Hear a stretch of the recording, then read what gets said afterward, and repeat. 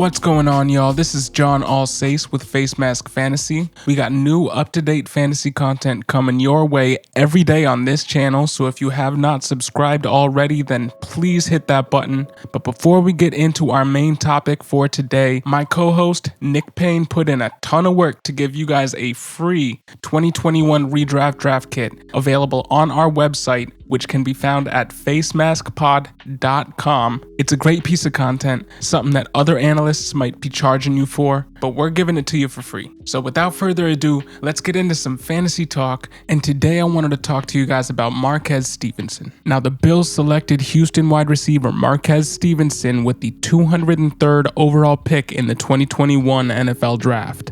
At his pro day, his agility scores were excellent, as his 4.17 short shuttle landed in the 68th percentile, and his 3-cone drill time of 6.46 is legitimately one of the best times ever run by a wide receiver. He rated in the 100th percentile for his position for the 3-cone drill time. And his 40 time was a 4.48, which shows that he's no slouch in the speed department, but he was expected to run even faster coming into his pro day, so the 4.48 mark is a little bit disappointing for him, even though it is sub 4.5. Now, his vertical jump is also a little bit disappointing, as he only had a 33-inch vertical, that's 19th percentile. So really, in the pros, at his ceiling, you're looking at a speed demon type. He profiles as a Marquise Goodwin type of player if he sees the field. But look, to be honest with you, I don't know if he sees the field in his first season as a receiver. I think that he might be a practice squad guy, and if he makes these 53-man roster, it will be as a return man only in the NFL in his first season. That way, his electricity can be put on full display, while his lack of NFL receiving traits and chops outside of his speed will not be exposed. Though as a 6th round pick, it's fair to wonder if he would have been drafted in any other year, because in 2020, the NCAA granted everybody in college an extra year of eligibility due to the pandemic.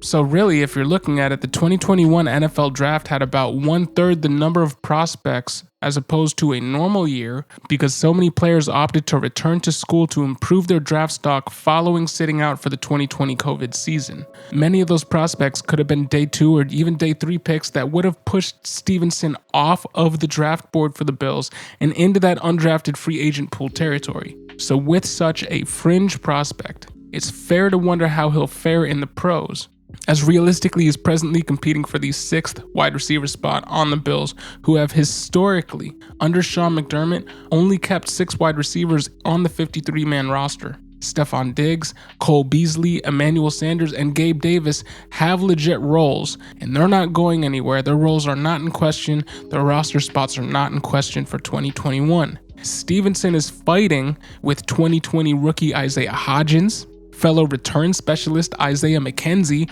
who has shown in 2020 in flashes that he can contribute in the passing game and the run game.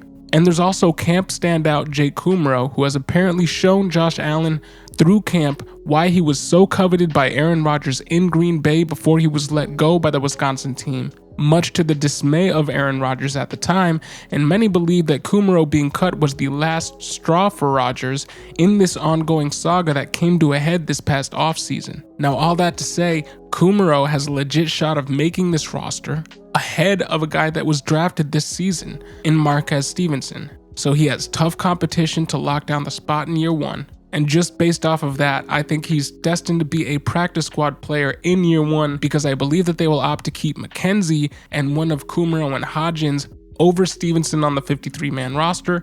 And I also believe that they will continue to only keep 6 wide receivers on their active roster. So that said, obviously in season long and in redraft, I am not looking at him, but in Dynasty, he's a watch list type player. He technically profiles to be a special teamer when he does make it into the NFL, whether that be this season or in 2022 and beyond. And his career special teamer is not exactly the profile of a guy that I want on my Dynasty team, but he does play for a team that will field one of the best offenses in the league year in, year out, as long as Josh Allen is there, and Josh Allen was just locked up until 2028. So, While he's not a guy that you should be investing in, he's a guy that you should at least take notice of, keep an eye on, just in case he pans out as a receiver in the NFL and not just a career special teamer. With his speed, you could maybe see him become the next John Brown. This is deep projections, but he does have the speed. If he can round out his receiving chops to be able to compete in the NFL at the position, he absolutely has the speed to do so. So keep an eye on him in Dynasty, but really you can take him off all your boards in any season-long leagues. What do you guys think? Put your thoughts in the comment section below. My name is John Alsace, and this is Facemask Fantasy, bringing you new fantasy content every day on this channel. So if you have not hit that subscribe button already, please do. Thank you for listening and have a great day.